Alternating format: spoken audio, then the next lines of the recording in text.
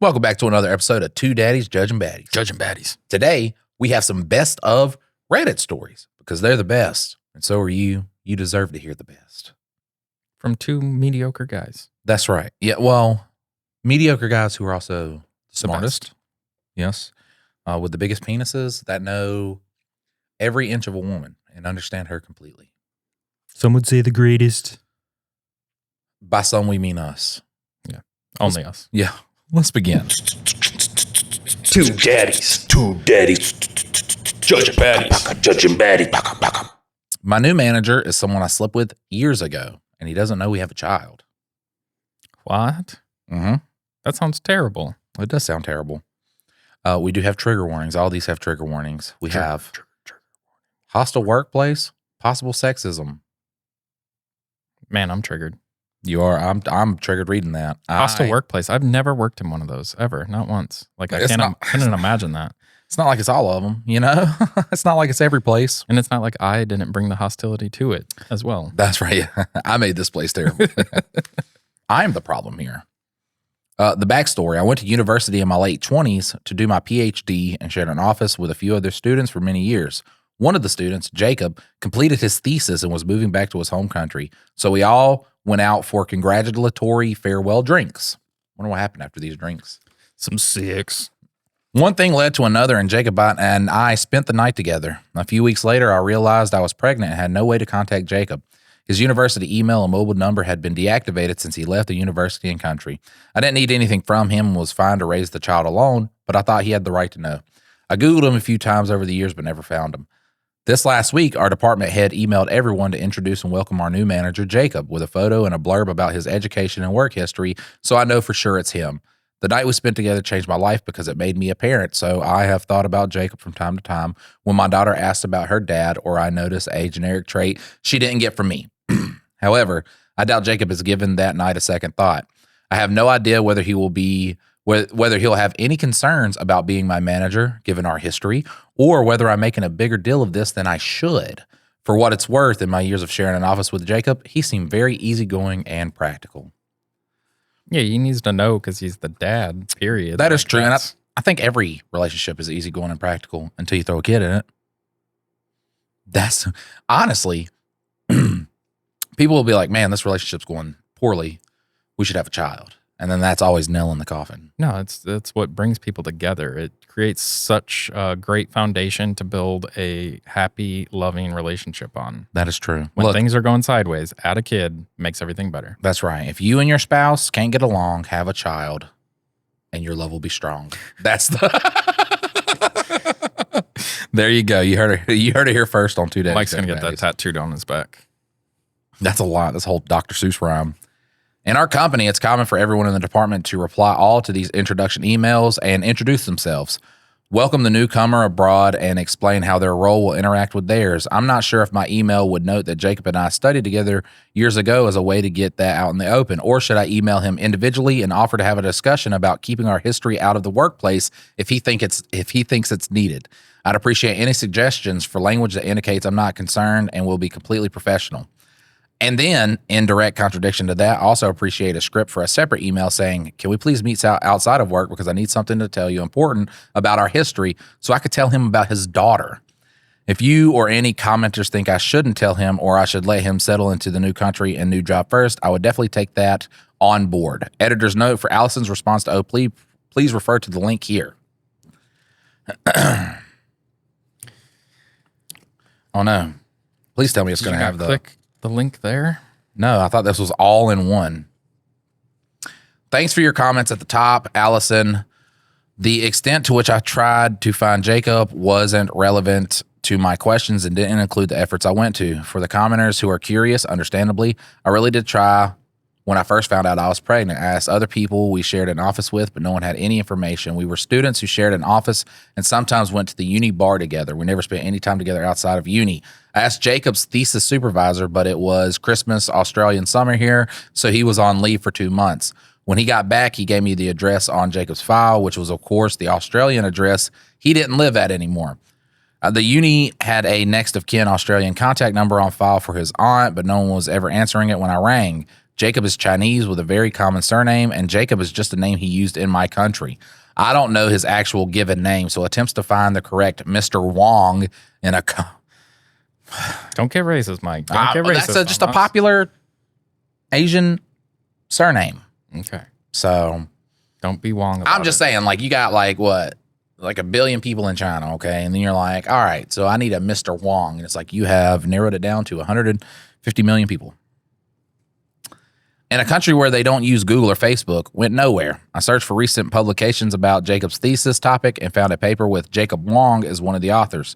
I contacted the corresponding author and asked for Jacob's email, but they never responded. By this point, I had to give up because I was so sick with hypernemesis gravidarum and needed to focus on my baby's health. That's a wild prognosis there. So we have an update.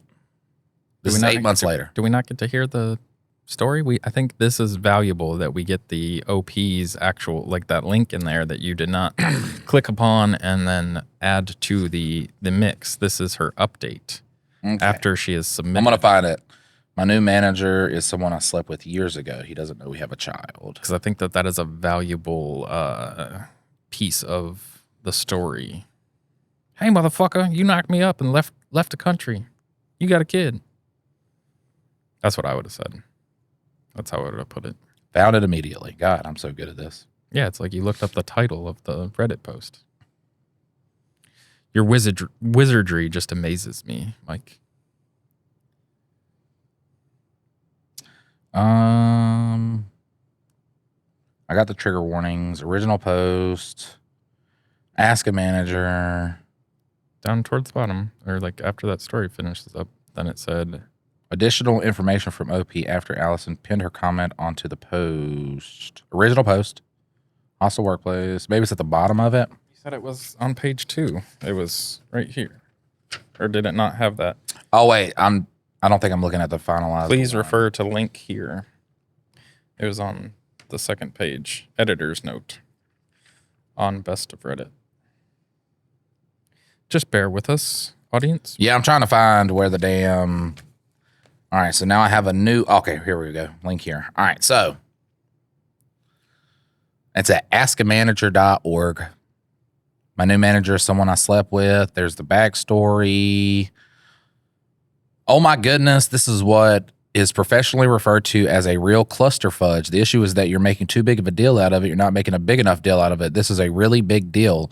I'm less concerned about the one night together than I am the fact that you share a child and he doesn't know that yet. Normally, the night together would have given me some pause too, since he's your manager, and that can complicate things. But even if you're both scrupulously professional about it, but that is vastly overshadowed by the shared child. Jacob can't possibly be assumed by any objective observer to be able to manage you objectively or credibly or fairly when you have a child together.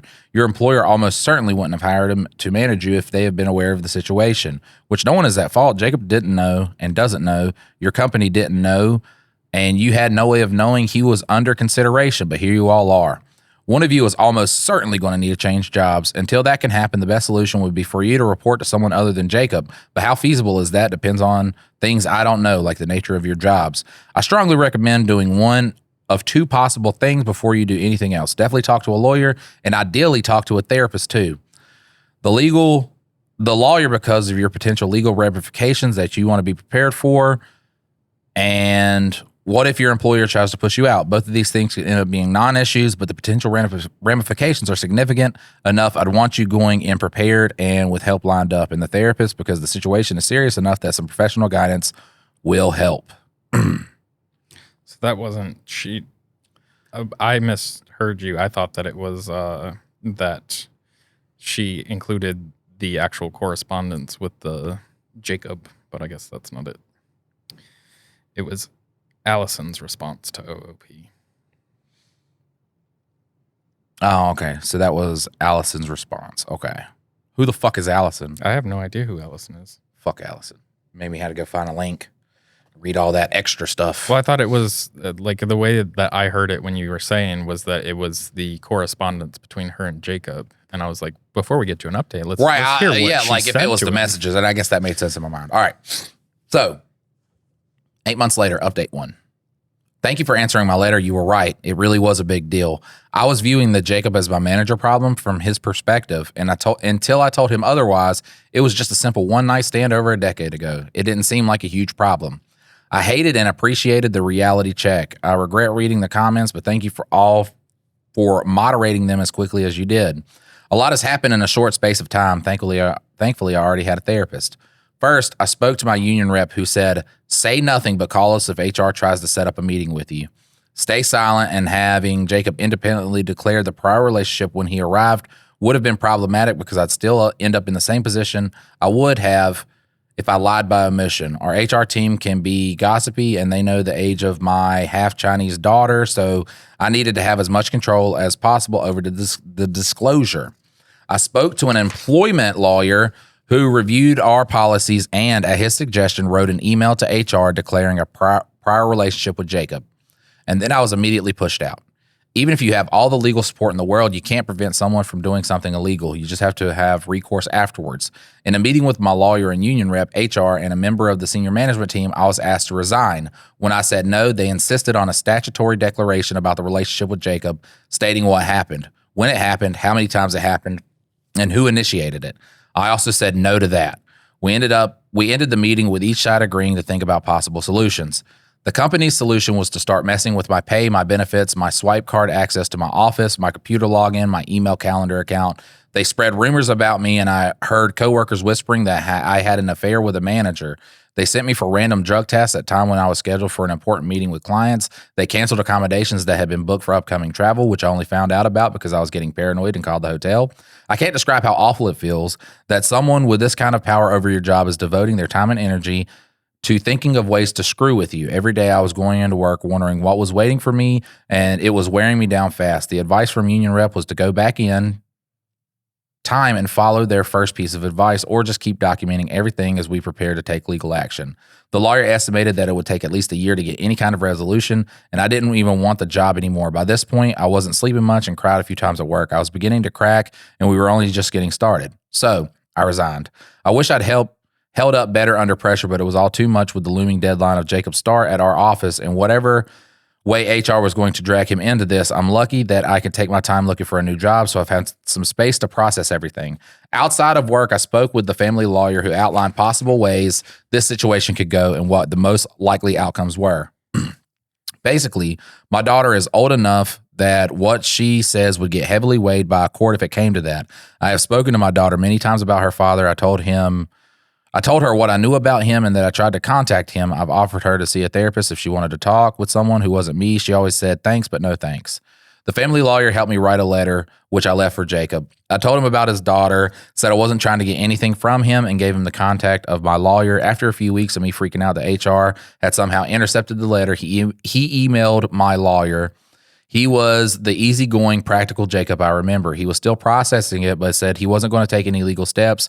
He offered us his family medical history. He apologized if I resigned because of him and said he would like to meet our daughter if she's interested. She also has some siblings. I told her, goddamn. I told her all of this. She said she's happy she has her father's contact info, but doesn't want to meet him right now. She's of the view that having him in our lives would cause unwanted disruption. She doesn't even know about the work clusterfudge. Update number 2, 1 year for the last update. I'm incredibly grateful for the support of you in the AAM community. Gave me at a stressful time, so I thought I'd share the final update. My daughter changed her mind and has been in contact with Jacob. She's still a bit awkward between them, but they have some hobbies in common, which they bonded over. My daughter also seems very excited to have some siblings who adore their new cool big sister. That's sweet. I know some people were wondering when my old company reacted the way they did. For reasons I can't go into, my work gets scrutinized by outside authorities, and my manager's role is primarily a quality control one. Any suggestion that my manager had not checked my work impartially enough due to personal relationship could have been career ending for both of us. Additionally, the work I do is in a very specialist field, and there are only a handful of people in the country who do it. Another company in a similar field had initially approached Jacob, who has had an amazing career by the sounds of it, to start a new department at their company doing the same thing. My old company paid a buttload of money to lure him over so he wouldn't be in direct competition for clients and employees. All of this meant that I couldn't report to Jacob. There was no other manager I could report to, and the company couldn't risk him going back to their competitor. Between the two of us, Jacob was the better asset to keep and was the worst threat to lose. I'm not excusing the behavior of my old company, but there was logic to it. I'm still angry about the way they treated me and how helpless I felt, but that is slowly fading over time. I had trouble finding a new job. Financially, we were okay, so I was being picky, e.g. wanting to stay in my current city. After almost a year out of work, Jacob told me he had been approached by the first company who still wanted him to start their new department. He was happy at my old company, but he offered to take the new role if I wanted to try to get my old job back. I would never ask him to do that, and also I never want to go anywhere near that company again, so I said no. Jacob turned the other company down but gave them my name. It's a step from where I was, but they interviewed me and I got the job. I've been here for about 6 months and it's enjoyable so far. Plus, I've never procreated with anyone in my chain of command, so it seems like a good place to work. I've hired one of my former coworkers plus 2 recent graduates from my alma mater who are bright, motivated, and quickly getting up to speed. Unlike my old company, we don't have a lengthy waiting list for our services, so a few clients have started coming to us instead of them. I'm delighted that I am becoming the very threat my old company was trying to avoid when they pushed me out. I still want her to sue the fucking company for billions of dollars. Like, I just hate that shit. Well, it's crazy that, like, okay, I understand new guys come in, this creates conflict. Help that person move on to another place. Like, hey, you understand how much we have to invest in Jacob. Like, if you don't have any issues with it, let's see if we can find you somewhere to go that is not directly down underneath him, that we can solve this problem. Pay you your salary for a year while you find a new job. But just to like sabotage her and try to get her to go and like do all this other stuff, like, no, solve the problem. Don't like think of her as the problem. She's not the problem. She came to you and said, hey, this could be an issue. How do we resolve it?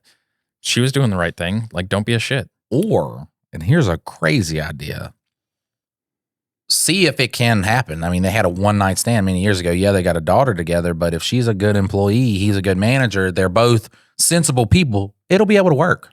Well, from what she says, though, there is an issue of like the regulatory nature of it. And if he has any sort of connection to her, then it becomes, is this a problem? Like, so if she were to have an accident of some sort or something not work out, Right. did Jacob overlook that because of their personal relationship? And in order to like sever that, there's got to be some other department you could move her into anything. If she's a good employee, he's a good employee. Like, find a solution that doesn't equal you being a shit to just terrorize her and make her leave. Like that was not the solution. Not at all. But hey, at least everything worked out. Yeah. I like the fact that, you know, his new kids, the older daughter, that's the cool big sister. Yeah. Like, imagine you just found out you had a brother. I mean, now it's really late in life. You're 40 years old, but imagine you had like a 55-year-old brother, which is crazy because I'm 33 and I got like a 58-year-old brother, a 57-year-old brother. Wild. All these brothers I found out I had, none younger than me. Well, yeah, because your dad was ancient. Yeah, man, but I could have been like the cool big brother. I'd like to imagine he died, I want to say like 10 years ago now or something like that. It'd be cool if there was just like some 16-year-old kid out there. And I was like, I'm your big brother. He's like, what? How? Do you want to play? And I'm like, absolutely not. I got kids and things. Like, you should own fucking life. Look, I had a struggle. You got to have a bad childhood. That's what molds you to become the man you're supposed to be or the drug addict that you're destined to be. I mean, like, out of my whole family, it's like 90% bad average right now. Terrible statistics if you're in this family. Yeah. I've got a 10-year older brother. And he was gone by the time I was 6. So, he moved out when he was 16. So, I did not really spend a lot of formative years with him. Right, because when he's like, 10 and you're a fresh baby, it's like, oh, cool. But then when he's like 15 and you're 5 and he's like hanging out with his friends and stuff, and yeah, we tried, but I was not. I thought I was a lot cooler than what I probably was. And then he had kids by the time he was 8 or 19, I think is when he had his first one. And then the second one when he was 20. And then I was basically the same age between me and him as the same age between me and my nephews. Right. So, new update. I saw my husband and my sister naked in my kitchen. Maybe they were just having a naked cooking party. Well, Making you a surprise cake. Well, you were talking about going to that nudist camp, and so they were just preparing, being comfortable, being naked. Right. Because she's definitely playing with your husband's batter. Username is CheatersSuck12. Originally posted to True Off My Chest. There's a ton of shit. Trigger warnings. Infidelity. Oh no. Who knew this was coming? Mood spoilers. I'm not going to read it. All right. I saw my husband and my sister naked in my kitchen. I can't move. If I move, it becomes real and I have to accept what I saw and think of what's next. I came home from work early and saw my sister's car thinking maybe she was dropping off some food from her job. But no, I walk in and see my husband and sister naked in my kitchen. The kitchen that I paid for. As soon as I registered what I saw, I got into my car and left. I kept driving, just driving.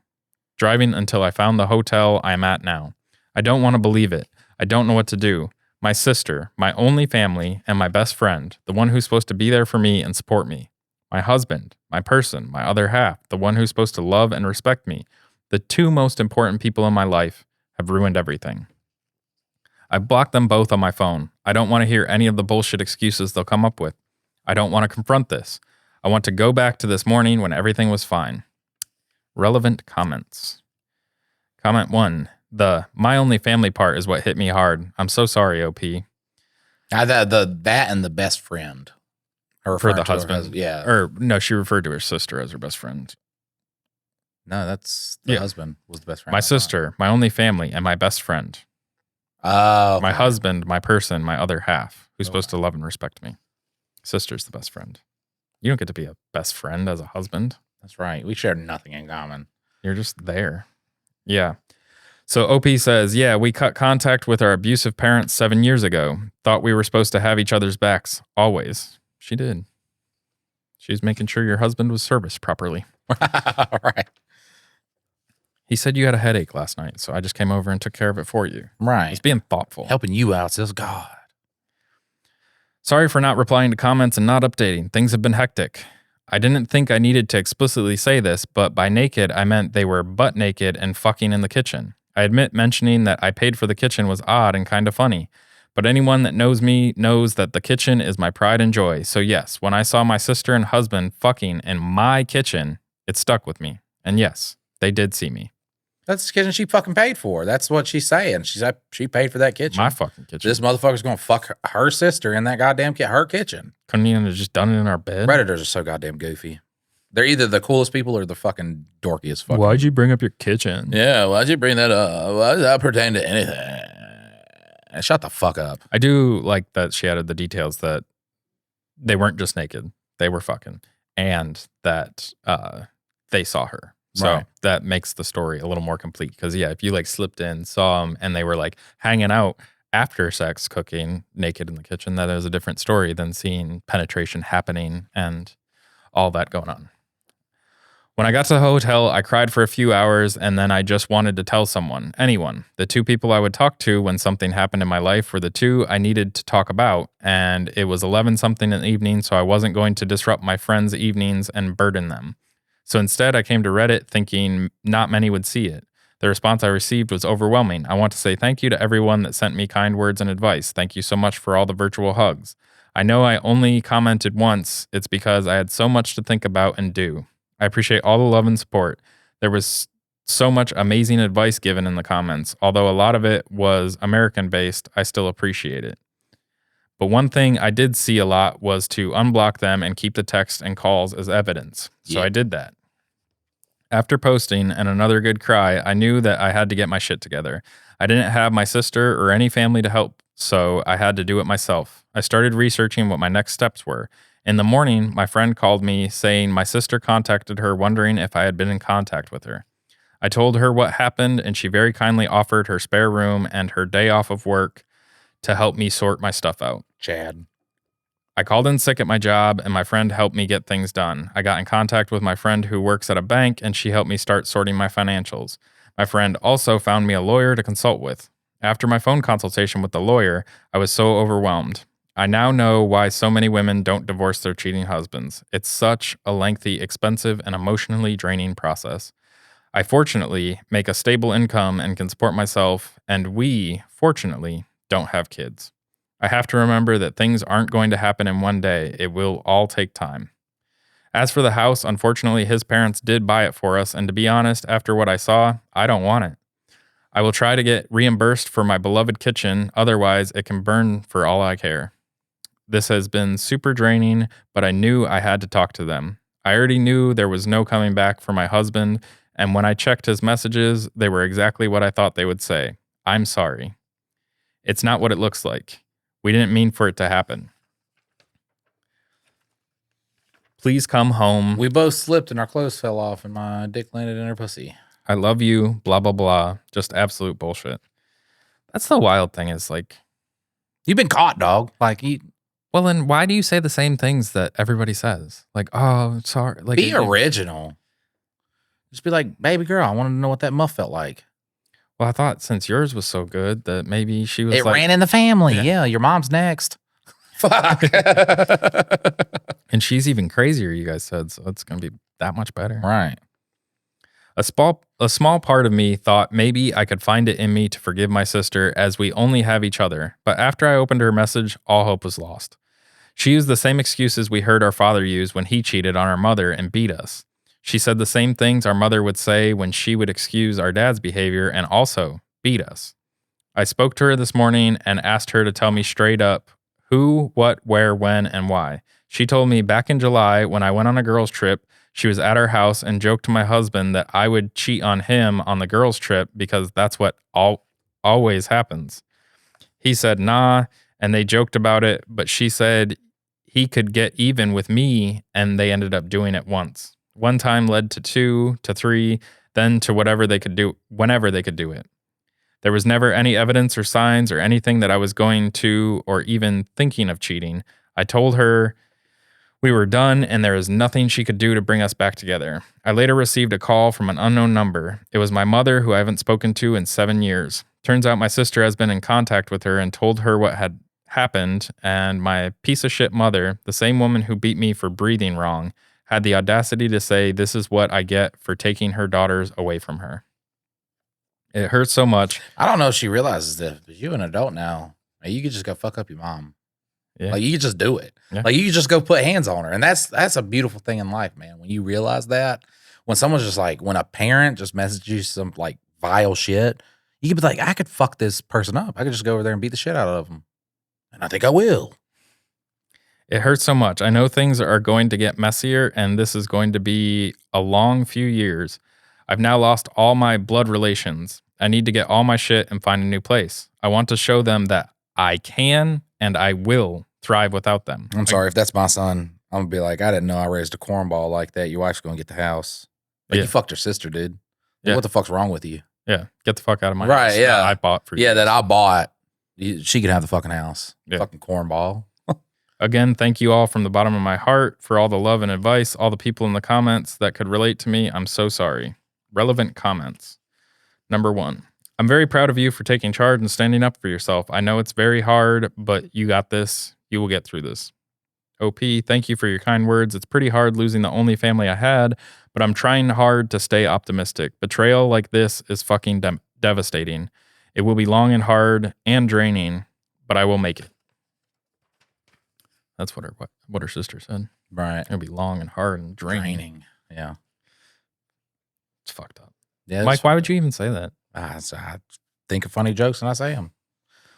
Hold your head high and cut all of them out of your life. Do his parents actually own the house, or did they just give money? Cut off mother and sister for good. Your sister had a piece of work.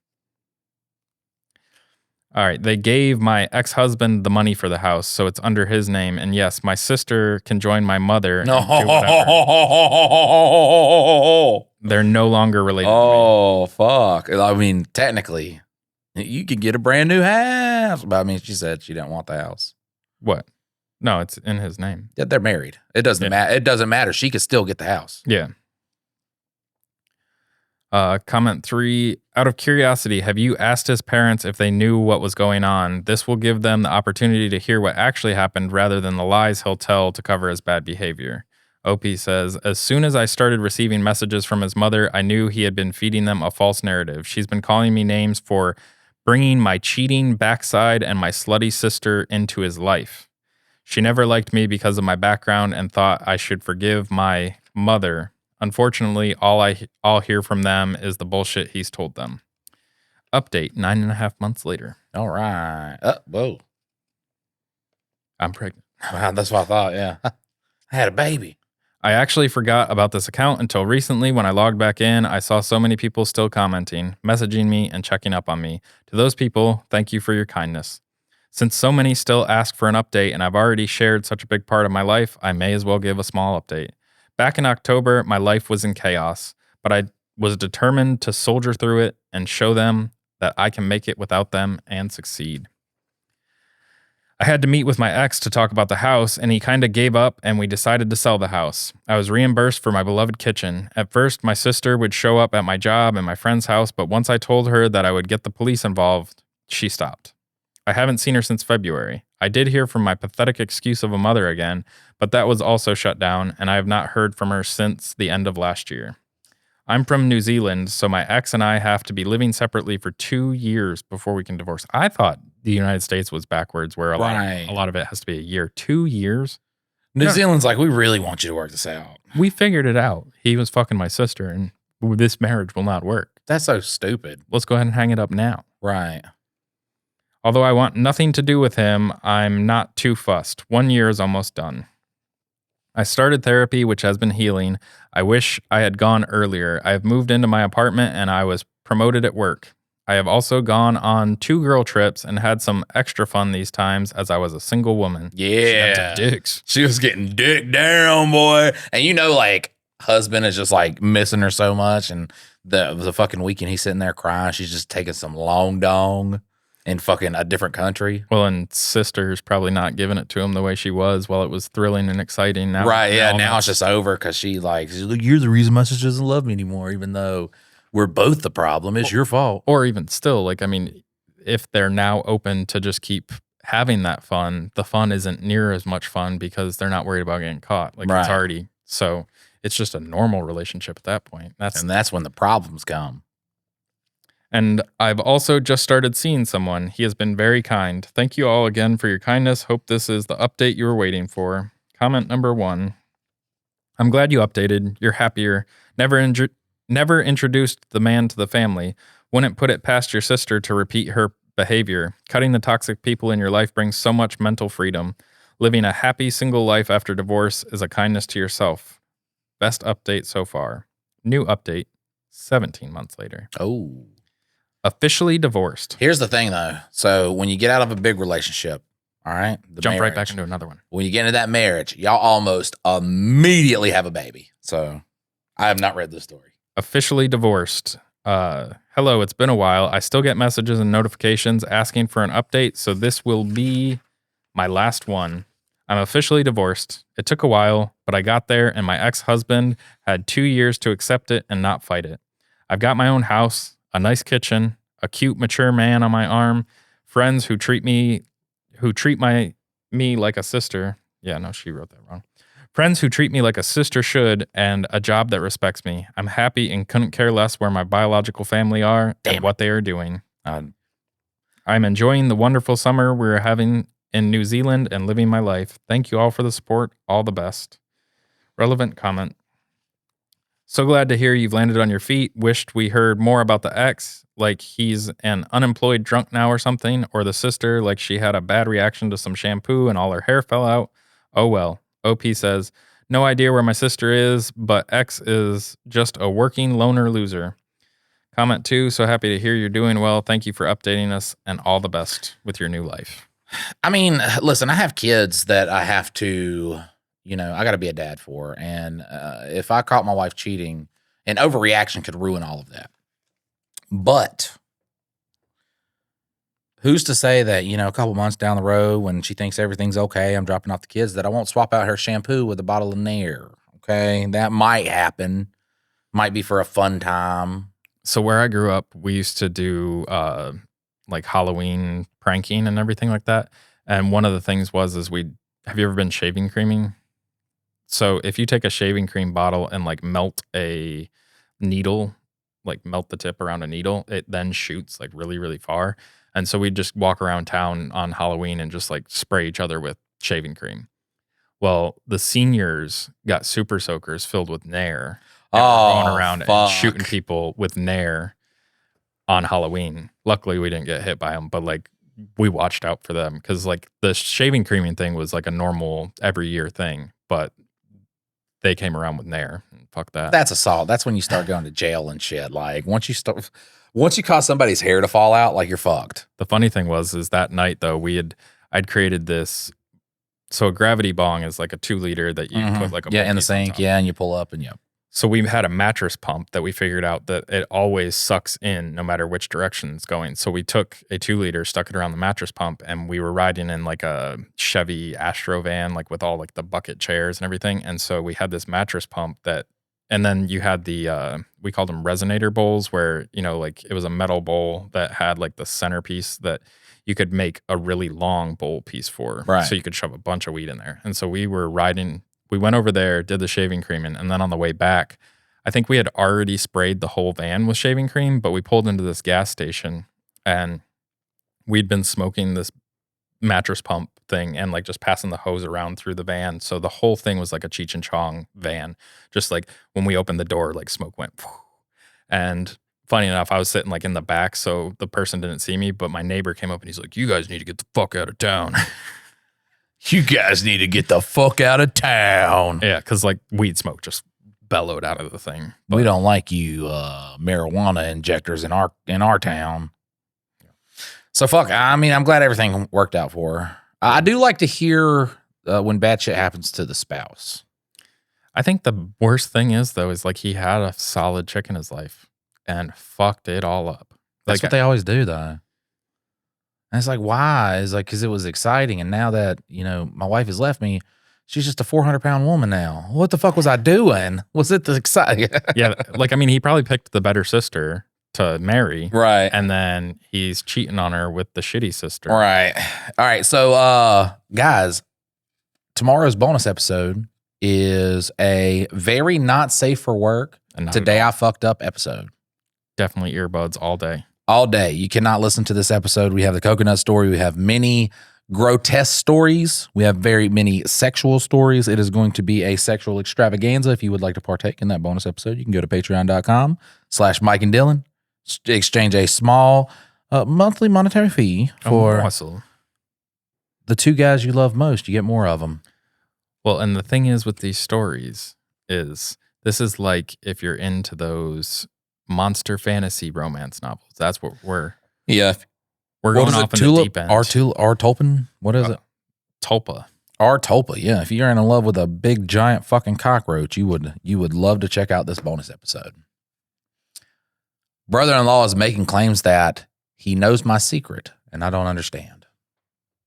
I like this one, actually. You've read it? Yeah, I read this one. Cheating bastard. My brother-in-law, 30 male, is my sister, 29 female's husband. We live on opposite sides of the country, and my sister and I aren't that close, so I'd say we don't know each other very well. We see each other at family gatherings maybe a few times a year, and he always comes off as very average, kind of quiet guy. Around 2 months ago, I received a text from him out of the blue. It wasn't to check up on me or ask me how I'm doing. The message said he's aware of what's going on, but that there was no need for me to worry. He'd keep it hush-hush. I wrote a quick message back asking what on earth he meant, but all I received back was another reassurance that I had nothing to worry about and that he was on my side. At that point, I gave up and assumed it was some weird joke, even though my brother-in-law has always been pretty serious. Recently, I was in a Zoom call with my parents and sister. The first thing my sister asked when she saw me was, "Are you going to tell everyone the truth or just my husband?" Obviously, I was confused and mentioned the text that my brother-in-law sent me, but my sister still seemed angry at me and I had no idea why. The next day, I called my brother-in-law to ask him what the hell was going on with this. He was very cagey on the phone and just kept repeating rhetorical questions back at me like, "Do you know what's going on?" I'll admit that I lost my temper at one point and snapped at him since he wasn't giving me any answers. What a dick nugget. Like, what a fucking... Isn't that the most annoying thing ever, though? Like, you know what you... I don't. Like, I really, really, really fucking don't. So if you can either write me a ticket or let me go, officer, I would like to enjoy my night. Exactly. I'm not self-incriminating because that's what they do. Yeah. No, I pulled you over. No. I had no earthly idea. Even if you know what you did, just be like, nah, I don't fucking know. You saw my OnlyFans? Right, yeah. You're really into male on male pornography and you recognize me? That was a bad idea since this morning I got a new text from my brother-in-law telling me that he tried to do me a favor that I clearly don't appreciate. He mentioned we'll see what happens this weekend, which is the next time we all meet for Thanksgiving. Honestly, I'm terrified. The thing is, I don't know what secret my brother-in-law could possibly be talking about. I don't live a very exciting life and mostly keep to myself. There's still a part of me that's scared of whatever truth he says he's about to reveal, even though I don't think I've done anything wrong. What do I do? Top comment from Not Piffany says, my first thought was that you might have a vindictive ex who posted nudes of you online or something, but that shouldn't make your sister mad at you. Unless she's mad that her husband went looking for nudes online and it's easier to be mad at you than him. Second thought is that there's a porn actor out there that looks kind of like you and he thinks he is blackmail material because he's an idiot. In any case, your brother-in-law is clearly devoted to being an ass. Call your sister. What the hell is your idiot husband doing? He's been sending me messages for months about keeping some secret quiet. I have no fucking idea what he's talking about, but it sounds like he told you. So would you mind cluing me in? Untitled 33 says, rumors and more. Talk to your sister and tell her you have no idea what's going on for her to find out and tell you before they get together. Otherwise, the way things are stacked, you might be walking into a roadside bomb situation. OP says, that's a crazy a roadside bomb situation. You know, that's really insulting to people who's been through roadside bomb situations. Yeah. Yeah, that's OP says it's going to be hard to talk to them. My family and I aren't close at all, and growing up, I always took the blame for everything that went wrong in our house. I'm really scared that my parents won't believe whatever that my parents will believe whatever my brother-in-law tells them because I'm a troublemaker. Yep, she's got an OnlyFans. He found it. Yep. The update is 16 days later. Hi, everyone. Just before Thanksgiving, I posted my brother-in-law harassing me over a secret. Well, Thanksgiving came and I was terrified. I almost backed out entirely and stayed in bed all day instead of going to the Zoom meeting.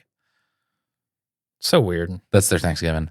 I did end up going in the end, and the first 20 minutes were incredibly awkward. My family and I aren't really compatible at the best of times, but there was silence that lasted minutes. Eventually, my mother gave in and said, we better get this over with.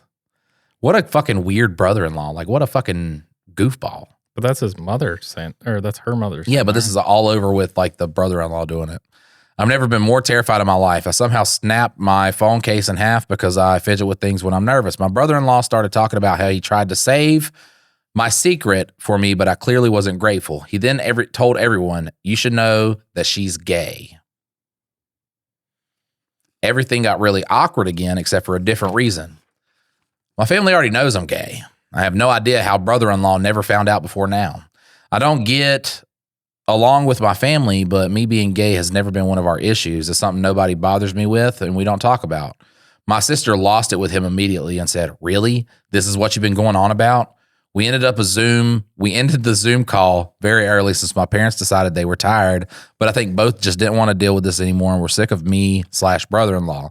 I've decided to block brother-in-law's number in my phone since other than this, we have had no messages and there's no way I'm going to be visiting my sister anytime soon. That's like everybody getting on a fucking Zoom call, but like, I know Mike's secret. Mike's fat as fuck. And it's like, dog, we see. We look at him. We can see him. What a corny dude, though. Like, imagine, even if she had not came out yet, which what a douche canoe thing to do. But to live halfway across the country and then text her and be like, I know your secret. Okay. But like lame ass sister too, for not just being like, what is it? What the fuck is wrong with you? Like, why didn't I see this when I married you? What the fuck is up with what do you know about my sister that I don't know? Well, yeah. And like I'm sorry, but if my wife came to me with something on one of my siblings, I'd be like, I'm not fucking waiting until Thanksgiving to talk about this. Let's have it out. Like, you tell me whatever it is, because like they're my sibling, and if it needs to be addressed, I'll address it. That's not your place, Right. Like, And then if my wife is like, no, let's wait until Thanksgiving, I'm like, well, there's the door because I don't date children. So yes, this isn't. We're not playing a game here. Right. It's fucking real life. And like, even if you don't like your siblings, you should have some sort of protection there, or just respect for other people. That's just the big thing, is respect for other people. But then, like, and I don't know a bunch about like the outing process, but like, that's something you're not supposed to, like, if the person wants to come out, terribly wrong. Yeah, if to the out person somebody. wants to come out, then let them. And if that's a secret that you figured out and you don't realize that everybody else knows, like, you still just keep it to your fucking self. Like, it's not your place. You're just a brother-in-law. You're not family. Like, yes, you are, but you're family that can be easily removed. So you're not the type of person that should be making those claims for anybody. Y'all know it is a Mike favorite thing to say on this podcast when I say, look, I'm just glad it's not my family. Yeah. I'm glad it's not my wife's family either. She has a somewhat normal family, so that is a really good thing. Yeah, I ended up in a pretty, like, I mean, there's small issues, but that's normal. Nothing weird like that where we just let brother-in-law run along with this fantasy before he reveals it on our Thanksgiving Zoom meeting. Hey, I'm not having a Zoom meeting with my family. We've tried a couple times because some of the family's farther away, but it's just so awkward. Especially with the old people, because they're just like, what? Is it on? Bring them over here. Bring that. No. If they don't want to be in front of the computer, we're not doing that. That's hard.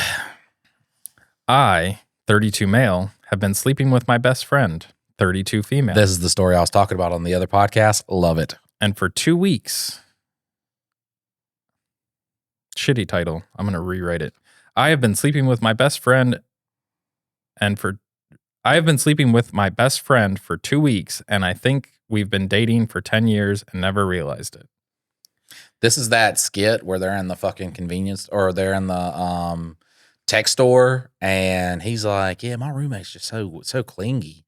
And he's like, your roommate? He's like, yeah, we've had sex. And it's like, it sounds like y'all are together. And she was like, yeah, she got me this ring. It's like a ceremonial thing. It means we'll be roommates forever or something like that. He's like, dude, I think you're married. And he's like, yeah. And the thing is, though, I don't want to be married to her because she has kids. And that's right. And he's like, did she have those before she was your roommate? It's like, no, it was several years after she was my roommate. She had kids. And honestly, they keep me up at all nights. And he's like, I think you're married with kids, dog. And then the dude just like fucking stares off like he's in a war. This is from user slept with friend.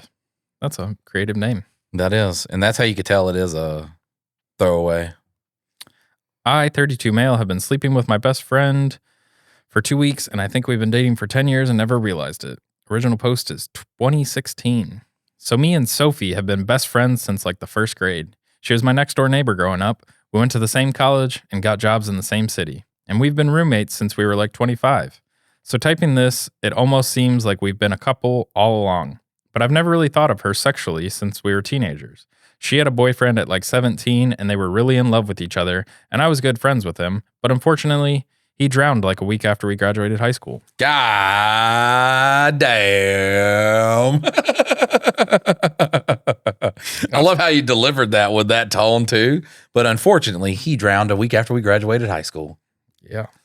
And what a terrible time to drown too, because you just got done with all that shit. Yeah, like it's like you finished the tutorial of the game. You're like, free at last, and you didn't even make it a week into the actual game. Fuck. I could have probably, like there was the dumb shit that I did about that time. Like I could have been taken out. Easily many a times. Many a times. I overdosed a couple times. It's like he's trying to quit the game, and it's like, I'm not. And honestly, I'm this far in it, and the game's just like, you're still here? We thought you gave up. Yeah, we thought you died a long time ago. We thought you just set the controller down and walked away from That's how I was able to get, popular in social media and shit, because life didn't know I was there to hold me back. It was like, he's still around? All right, so she was obviously a wreck, and I helped her as much as I could to get through it. And in the process, we pretty much became inseparable.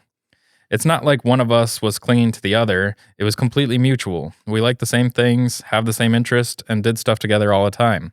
What if, and hear me out, after we got done with this fun hobby, We just fucked a little bit. Yeah, we just play with each other's genitals. Yeah, that would be a great way to end the night. I mean, I could do it myself, but it's more fun if you do it for me. Yeah, 2 is way more fun than 1. When she was having a hard time sleeping because of Rick's drowning, she'd ask me to come over because she didn't want to be alone. And I, of course, was there for her. Eventually, we graduated college and decided to get jobs in the same city. And eventually, after that, we decided to move in together as roommates because we save a ton of money and we were always hanging out together anyway. Now, I realized that basically, I think we've been a couple, except we just didn't have sex. Of course, she would have a guy over sometimes, but it was never really serious, and the same with me. I dated a bit, but never really felt a connection with any of them. So about 2 weeks ago, we were watching wrestling, like we do every week, and she started softly crying, and we're sitting like inches from each other on the couch, so of course I put my arm around her and ask if she's okay, and if she needs to talk.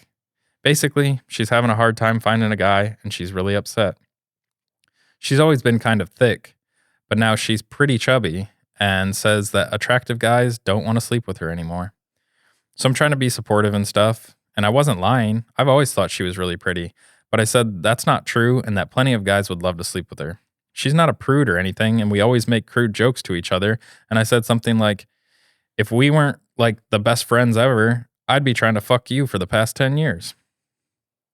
She gave me this look like I had just flipped a switch on a robot, like she was just staring right into my eyes and my brain is telling me to kiss her, and so I did.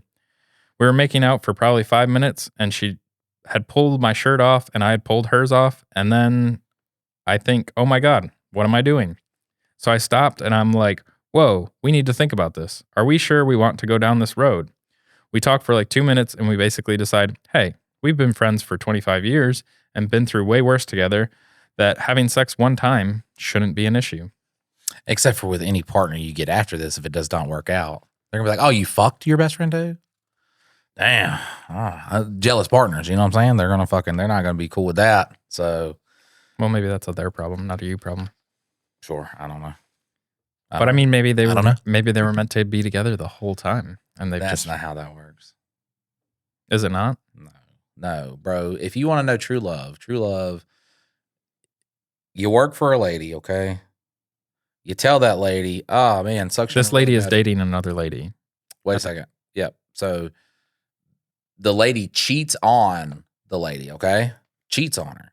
So the lady is very sad. You're like, hey, let's go out to a bar, fucking drink, have fun, meet another lady. By the way, do you like dudes also? Is there like a gray area? She giggles a lot. So you're like, all right, I'm in play.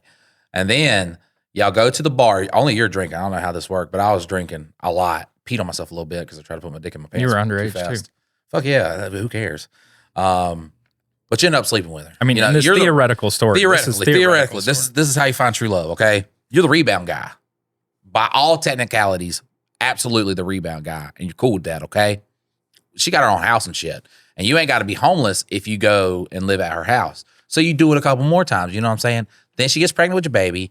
You're like, oh, I still want to do drugs and all this stuff. But she's like, I ain't letting a drug addict around my kid. So then you got to quit all them drugs and you actually turn into somewhat like a malleable, decent kind of functioning adult. And then y'all fall in love together.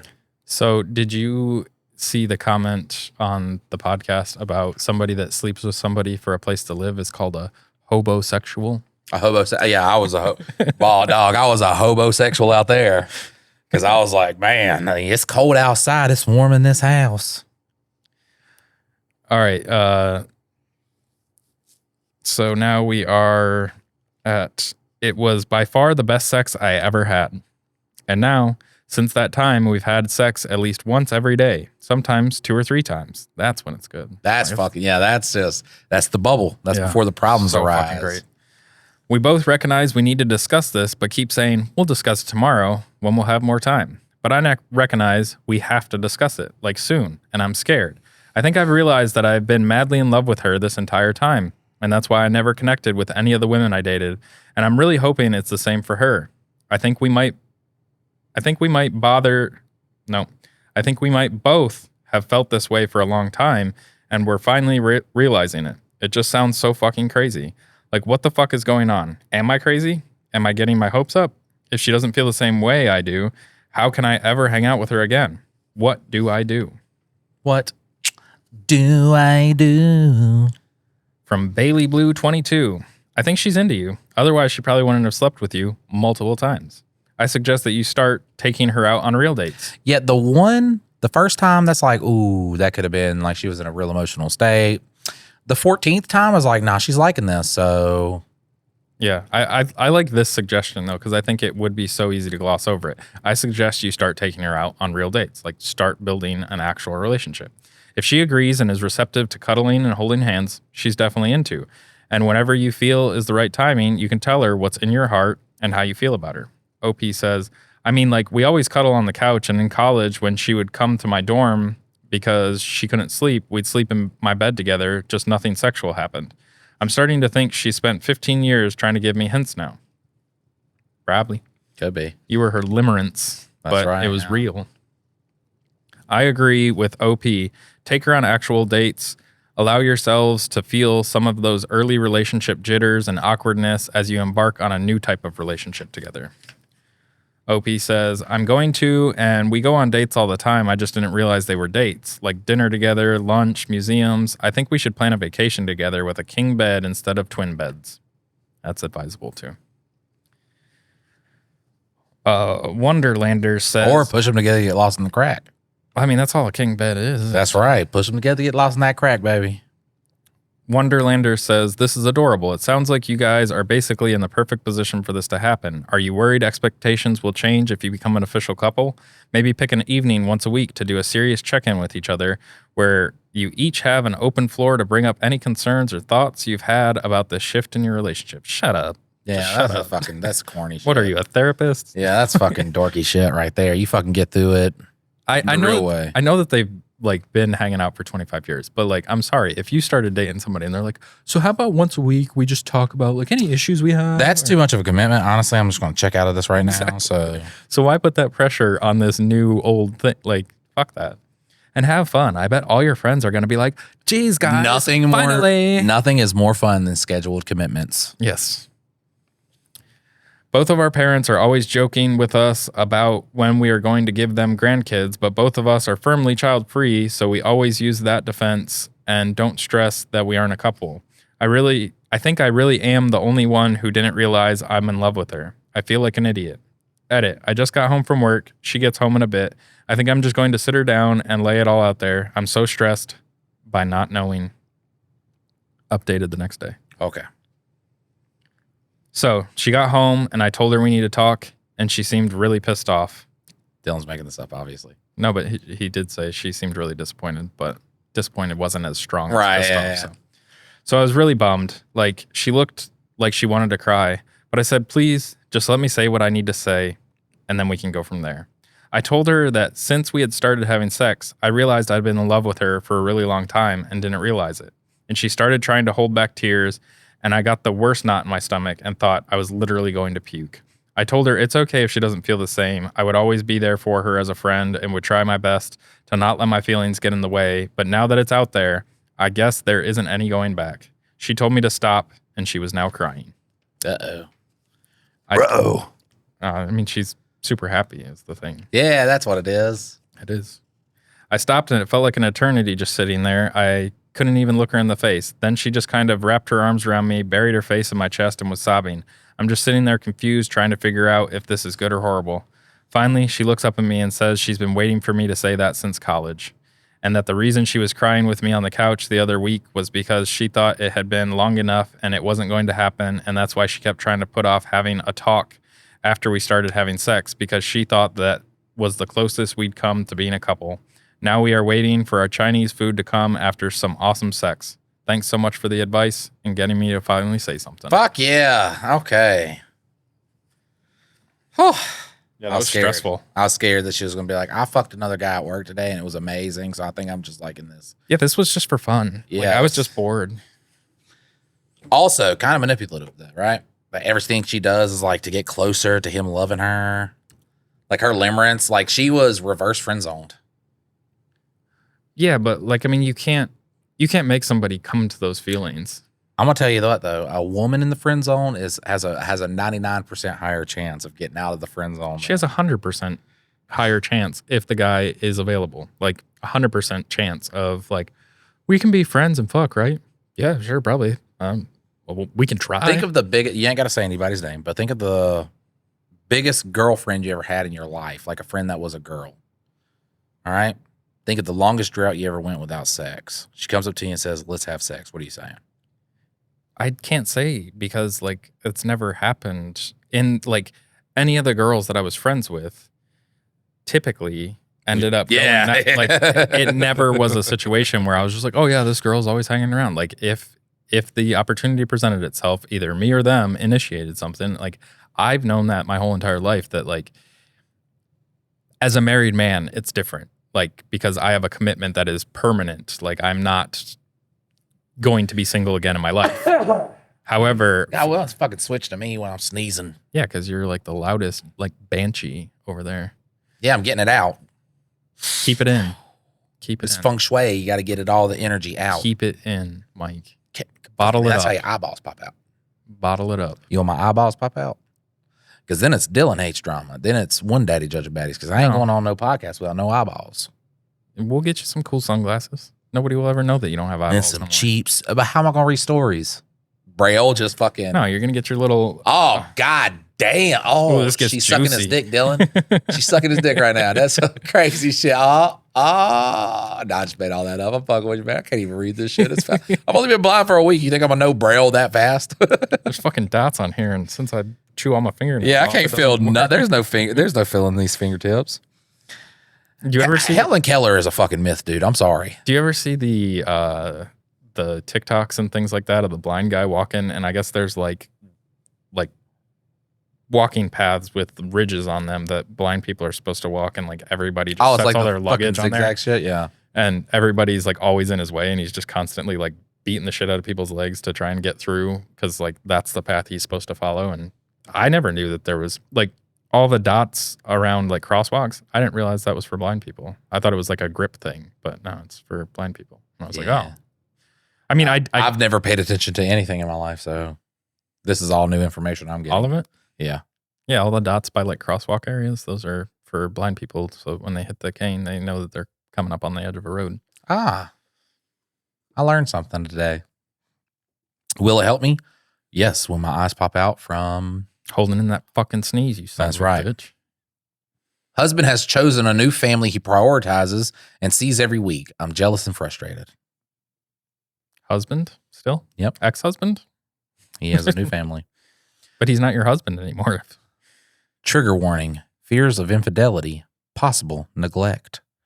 Dom, dom, dom, dom. My husband, John, and I are mid-30s, together 8 years. I feel like we need exact ages because there's a big difference between like 33 and 37. You know what I'm saying? Oh, it's still mid-30s. No, 33 is not mid-30s. Yeah, you're mid-30s. 7 years till 40. I got 7.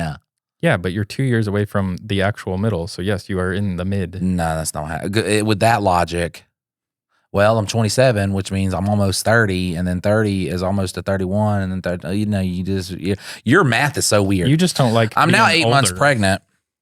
Oh, we've been through a lot of big life stressors. It has strained our marriage, and we worked hard in the 2 years of marriage counseling to rebuild. Just give up. Yeah, at Oof. that point. Fuck that. Fuck, what? Like, We just said our vows yesterday, and then like we fight. it's been rough. Just fucking quit. Like I said, you don't have skin in the game with this. I'm now 8 months pregnant. You could have ended this a long time before you got pregnant. These are the people that are like, a kid. Let's have a baby to solve this. I'm feeling vulnerable, huge, hormonal, and tired. I'm the primary earner, and the workload has been a lot on top of baby prep. I'm normally a very rational, independent, and sort of non-emotive person. I've never been jealous before. But my husband has a new female friend, Pam, and now I'm jealous and possessive. If he ain't got a job, if he's not the breadwinner, you don't get female friends. You don't get friends, period. Yeah, until that's it. get a You job. ain't hanging out with nobody until you are supporting. Even I find it weird. Pam is mid-20s, white, has my husband's preferred physical features, is bubbly, spontaneous, in an open relationship, and into the same hobby as my husband. So wait. Like the preferred features, like what? Does she have just like big old ass and titties? Like, I mean, that's like Yeah, like what the fuck are we talking about? Like, you have the same features too. It's just like, what, like how, oh yeah, he really, really, really likes, a fucking mole on her forehead. No. Yeah, no. He really likes some large badongadongs. I have my own qualities, but I'm pretty much the opposite. John met Pam and liked her immediately. I remember him coming home and telling me how cool she was and how he'd been invited to a hobby event she hosts with her partners. He's been attending every other weekend for a year. The fuck? Just cut him out. Leave him. Yeah, like dogs going to D&D with fucking polyamorous people. Like, get the fuck out. He's going to sex parties. That's right. Then a few months later, he also wanted to get to know Pam, so we started having her and her partner Kevin over with some of our friends. Kevin's just like, oh, do I get to bang this one? No. You can watch. To be fair, Pam and Kevin have been really nice and are good friends to John, but there are things I've noticed. Pam always sits next to John. She says, I love you, casually to each other. She and John say, I love you, casually to each other within the group. John is very protective of Pam, and he remembers things like she likes and buys gifts. Nothing pricey, but thoughtful. If for some reason one of these events is canceled, John is noticeably sad. Going even a week without seeing them is hard for him. Because of these weekend commitments, we don't do date nights or other activities. If I have other plans, then we split up and don't see each other. We're discussing in counseling, but can't come to an agreement. Our counselor facilitates, but doesn't give direct guidance. I bet he gave guidance. He's like, y'all got a fucking divorce. Like, this is a fucking man baby pig you got right here. No, I mean, there could be that therapy where it's just like, I can't, like, I'm not going to tell you guys, but yes, like, you got to grow the fuck up, bud. That's what it's yeah. It's like, I can't be mean to you because you pay my bills, but fucking Jesus Christ. If you are the breadwinner, why the fuck would you let him just go about his life however he wants to go? Like, that's right, because if he's hanging out with these polyamory people, guess what you do? You go hang out with a fucking guy because it's going to, like I said, 10 times easier for you. You make sure that man has a big old dick, and then you tell John, yeah, hey, shoot your shot at Pam. As soon as you do, I'm sucking this dick. And then I guess what? I guarantee he's going to be at home. He will washing dishes. Yeah, he will ruin me. That thing is fucking thick, boy. We actually have a story tomorrow in the bonus episode tomorrow about an unfortunate, and this is why you don't go snooping. You don't look for questions your heart ain't ready to handle. That's what I'm saying. He goes there snooping. There will be answers. In his girlfriend's phone. We'll just leave it. We'll leave it for tomorrow. And it was during a previous relationship that he found the videos of, and he's very hurt by this. All right. I shared that it feels like he's prioritizing this relationship over our own. I hate that these standing date nights with Pam and her partner trumps our own. He's not keeping up with the commitments. He's not keeping up with the commitments to me or the baby. He shared that Pam and her partners are part of his new chosen family since he's had to move away from his family because of me. What the fuck is that? Now he's already blaming you for his fucking life. That I said it was okay for him to spend time with them, and I just can't change my mind. That it's unfair. That he's willing to spend more time with me, but then something needs to give. Either chores for him or adjusting my work schedule. Chores? You're a fucking adult, bro. Oh my God. Oh, you make me do too many chores. I'm I can't hang out with my friends because you have me doing too many chores. If you're a stay-at-home dad, I respect it. I say I want it real bad. He's not. Listen, but still, no kid. I get it. There is no kid. Not a singular kid in this. But when you're a stay-at-home male partner, I think bitch automatically. My brain, I'm like, ooh, that would be nice. But my brain still thinks that. I can't help it. But imagine, like, this is the thing. If my wife made a fuck ton of money and I just got to be at home, yes, when she gets home, like, I would be... You would never hear about our story, though, because I'm going to be a 10 of a shit. But that's the thing, though, is like, how guys are always like, oh, she quit giving me blow. Like, if I was kept up, I was a kept man, I would be eating that thing till it was. That's not a fair ad. Like, because imagine I enjoy a woman. It too, yeah, imagine a woman who's just like, I want it every single day. I can do that. It's you want it like, twice a day? Yeah, I want it. Honestly, if I could have it 6 times, I could do that. Yes, I could fulfill those needs. And yeah, but until kids come in. Here's the thing. You're going to get tired. I will never get tired. I will have to take ice breaks for my jaw. I will be right back in 5 minutes. Let the swelling go down a little bit. I'm back in the game. Well, and I don't want to like over. But also, this is me working 12 hours a day, and she could not have a job. I get home, the house be dirty. And she'd be like, you want to eat my pussy? Yes, what? Fuck, God. I'm not really sure what compromise looks like, and counseling seems to just cause us to entrench more, wondering what advice is out there. Relevant comments. How do you plan to handle the new upcoming baby? Have you discussed what your schedule will look like then? Since he's going to need to spend a lot of time caring for the child and your schedules will need to change, it seems like the thing to do is just start fresh and decide what things are going to look like once the baby is born. Since you are the primary earner, he should be the primary caregiver, and you will both have less time for socializing. OP says, we're going to take a break from social commitments for 2 months and then reevaluate, but he's likely to want to continue to see them at least every other weekend. That's not a terrible schedule, and that's a D&D schedule too. It's like every other weekend you meet up one time because you're adults. The compromise to take care of the baby is he's going to stop working to take care of the baby Monday through Friday, 1 weekday for our family and 1 weekday with Pam and the crew for their hobby. 1 weekend day. It's like, no. I've said in counseling, this doesn't seem reasonable. I'm running out of options. Debating calling my husband's dad at this point. Yes. My husband will probably lose it if I bring in his dad. Yes. Bring in dad. Dad sounds like a man. We need a man in this situation. That's all we need. We just need a man in this situation. Well, I feel like there's a limerence thing going on with if they aren't fucking. Absolutely. Like yeah. He's enamored with her. You know what? Fuck his dad. Yeah. Just give him. Is he married? Have him kill himself, yes. God, some of these I just get so pissed off reading. She's in an open marriage and they say they love each other in public. He's cheating on you. How does he defend this in therapy? That's what I want to know. How is he telling the therapist? He says it just means love you in a generic casual. I don't do that with friends. Does he do that with? I do it with my guy friends. I don't have any girlfriends, but I say love you to friends. Does he do it with Kyle or Kevin? Yeah, or Kevin. whatever? Is Kevin getting love you? He says it's the same when he says love you to male friends he is close with, and I shouldn't read too much into it. I've never said love you to a male friend, even only rarely to female friends.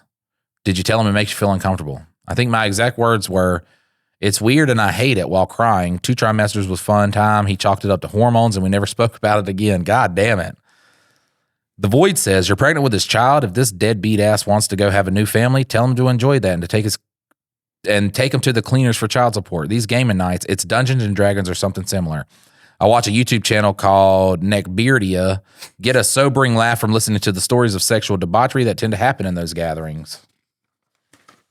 Not at all. It's like a fucking fat girl getting railed by 2 fucking fat dudes. Not even railed. And then the 2 fat dudes have sex with each other because they think that calling themselves bi is more palatable than calling themselves gay. I don't know. That is a thing, dude. There are dudes out there only like sleeps with guys. And it's like, I've never seen you with a girl. It's like, well, I'm bi. And I'm just like, I've never seen it. Are you gay? No, I'm not gay. And I'm like, what the? That's how. God damn. When I grew up in New York, like there weren't any gay people that I knew like out. But then when I came down here, there was a bunch. But then bye, everyone is there was bi. a couple of them that they were like a couple and they're like, we're bi. And I was like, but you guys are like as flamboyantly gay as possible. Like, are you sure you're not just? Oh, no. It's not cool to be gay. It's cool to be bi. Yeah. And then I got hit on and it made me very uncomfortable because I've never been hit on by a guy. I love getting hit. Look, if you're a gay dude out there, hit on me. Like that's, bro, I had a gay dude at Hardee's be like, you have really nice calves. And I'm just like, man, you better stop or you get fucked. Like, God damn, I felt good, man. I was like walking. I bought shorter shorts that day so my knees would show. Like, well, that was the thing is like I moved from where there was nobody to down here and there was a bunch. And that's like, funny. You moved from the north to the south and was like, oh, wow, this is scary. Well, because I'd never interacted Right. with a gay person before, like other than we had like gay teachers. No, imagine though, because like the north is usually more tolerant Yeah. of people. So going from the north to the south, that's when you encounter the gays. Well, it's more city versus rural, but yeah. Yeah, I guess, yeah. But yeah, when like a gay guy passed me a note and he told me how attractive I was, and I was like, this is weird. And he was huge. Like he's taller than you by like 5 or 6 inches and like your size. And I was like, I'm a little bit intimidated right now. The wife said, ding, ding, ding, Dungeons and Dragons with MTG for good measure. That's, You fucking sexual deviants. that's not, you can't really intertwine those, but probably Commander, not Magic the Gathering. Is Commander a subsection of Magic the Gathering? Yes. So in regular Magic the Gathering formats, it's usually played with a 60 card deck. The 60 card, you can have 4 copies of each card in your deck unless you're playing vintage. They have a limited, you can only have one copy I was per just deck. wondering if it was the same. Commander is 100 card decks, and it's a singleton format. You can only have one copy of a card in your deck, which breaks the kind of consistency thing that 60 card decks are aiming for, to build the most consistent deck possible. So it is Magic the Gathering. It's just No, it's not. No, because Commander's played in a pod, multiple players, but it's the same cards. No, not. It is the same cards. Okay, yes, something. But it's not. They're not it's the not same Magic. games. It's not the same game. They're not the same It's games at but all. It is the same game. Commander is fun, but what happened was everybody wants to build the best deck because CEDH is real big. Competitive Commander. Competitive 4-person Commander where there's politicking. You can gang up on somebody, like in sports, when the fucking Broncos are playing the Jaguars and then the Patriots come out of nowhere and start helping out the Jaguars because they want to beat the fucking Broncos. And they pay off the officials to it's not. I could play it for fun. I can have a good time. I could bust out a Krenko deck, play some Commander, have fun, have a good old time. As soon as you're like, well, I'm just like, shut up.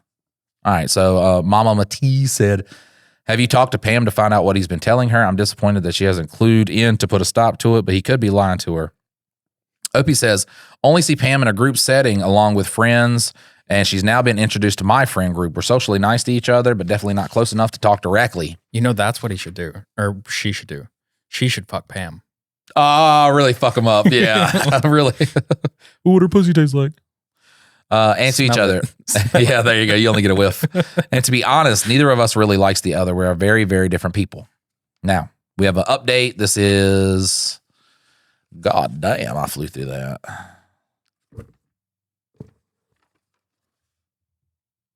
Four months later. I hate when they give dates instead of saying, hey, this is how much later it is. Well, you want the person that put the best of to do it. Yeah, so I don't have to sit here and be like, It's June after. There's 3, 31 days. 4. Half September. Yeah, and then there's January, February. Wait, no. Yeah, January, February, March, and April, May, and June, and July. August, September, October, November, December. These are the months of the year. You don't remember that shit? Bangers in kindergarten. Well, it's been a while. Our little boy is now 2.5 years old. Thank you to everyone who commented. That's it not was 4 months later. That's fucking year. Yeah. 2.5 years later. Yeah, it's 2.5. You could have read the first sentence and you would have been good to go. Our boys. How does that make sense though? Because it's October 15th, 2022 that she posted that, okay? It is now May of 2025. So that's 2 years and 4 months, right? Our 2.5-year-old. Yep. How? That makes sense. She was 8 months pregnant. Basically had the kid right about the time she posted. So And it's 2.5 half a years year. later. Half a year is 3 months. She said 2.5 years later. He's 2.5. It doesn't say 2.5 years later. She said our son is 2.5 2 years. years, 4 months is. I'm gonna stop because people are gonna be like, Mike, why are you arguing with that? I'm just like, I'm fucking with Dylan. Yeah, 'cause Some you people don't- can't see You don't the want to be jokes. mid-30s. Some people can't read into the jokes. You don't want to be mid-30s. Thank you to everyone who commented. It was a kick in the butt that I needed to lay down the law, especially the folks that rightly pointed out I was a passive doormat without self-respect. That stung, but was true. It was. After my post, I had a big sit down with John on my things I was upset about. My husband was traveling to be a groomsman for a good friend. I told him to stay out there for an additional week and decide if he wanted to stay married and wanted to be a family, or if he wanted the above and think about what needed, or if he wanted the above. Oh, she just did this in a stupid way. If he wanted the above, think about what he needed to change on his part, not just Pam, but other stuff too. How he was going to be a good husband, father going forward.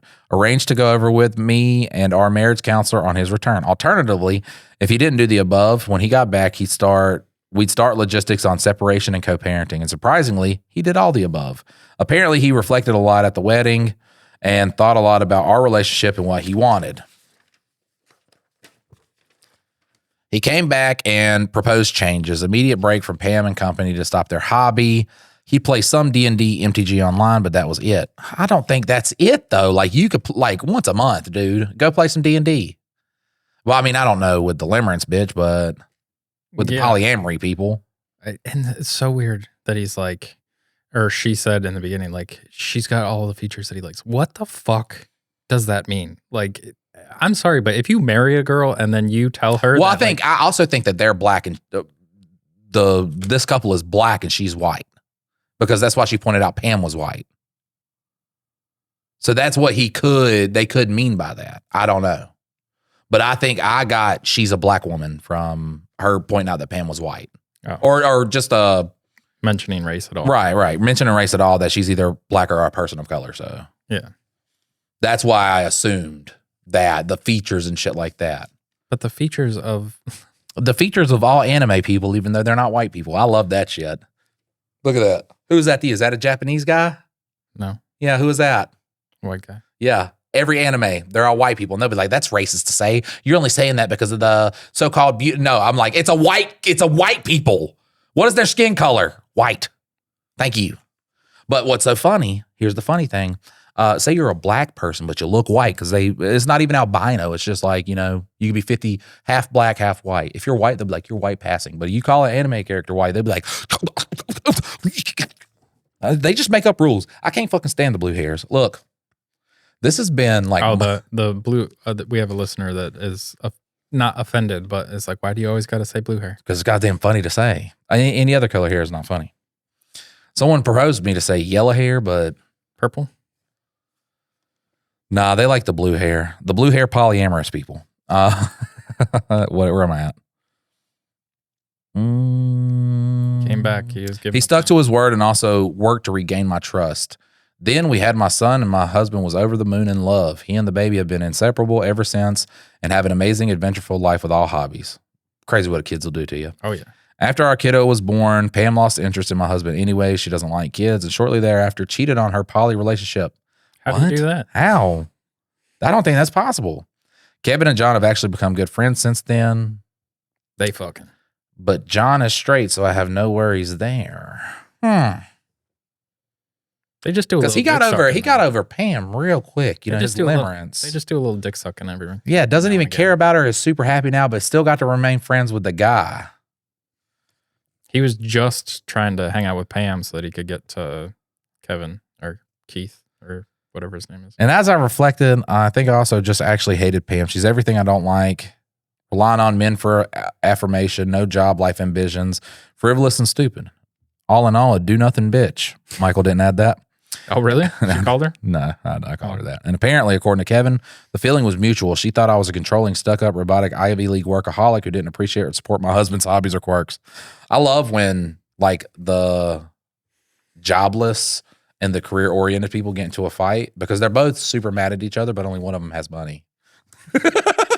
Like, they both hate each other the same amount, but only one has money. I was also a lot more emotional during pregnancy than normal. My husband, upon reflection, liked being needed and admired. We had a lot to work through, but 2 years later, we're in a great spot. Didn't want this to be too long, but there were a lot of changes we implemented to get back into a loving place. John feels a lot of purpose being a dad and supported me as my career has taken off. Some things are still hard. My job is high stress, toddlers are a lot of work, etc. But we're pretty happy. We spent this morning snuggling in bed with our toddler and dog, pretending we were on a boat, making hairdryer sounds and giving hugs. We live a pretty boring suburban kind of life, but it's what works for us. That's Michael's perfect life right there. I do want to make, movies and shit like that, and I like to further my career in the social media space, but fuck that life right there within my own house. I don't have to go to I don't want to go to any goddamn party. All that Hollywood stuff where they're doing the baby oil and shit like that, I did that in my youth, all right? My butthole was ran through back then. I ain't got to do that shit now. So now it's just you and your wife and your big boxer boyfriend. And yeah. It's a sandwich. It's a me sandwich because they're both snuggling me. Yeah, you want to be the center of attention. Thanks, everyone, for the push for me to stand up for what I needed. A happy ending. Fuck yeah. So much for my happy ending. It's so wild how much a kid will change your perspective on things. On everything. And it's so beautiful. I mean, it'll take a kid who thinks he's immortal and suddenly make him mortal. And it's fucking wild. It changes literally everything about you. The things you were not scared of at all, you're suddenly terrified of. In an instant. Yeah. Looking at somebody. And it's just like, it's the most baffling shit, but it's also the most rewarding things on earth. It is. It's the most rewarding things on earth to just home grow something and see how much they fucking love and trust you, and that how much they know, like when situations go wrong, find dad. And then you beat them so that they understand. Yeah, You can always, you brought them into this world, you can take them I'll out. fucking take you out, and you just fucking rub their nose in dog shit. I think that's a dog. I don't know which one it is. Guys, we love you so much, and we will see you next time. Check out that bonus episode. Later.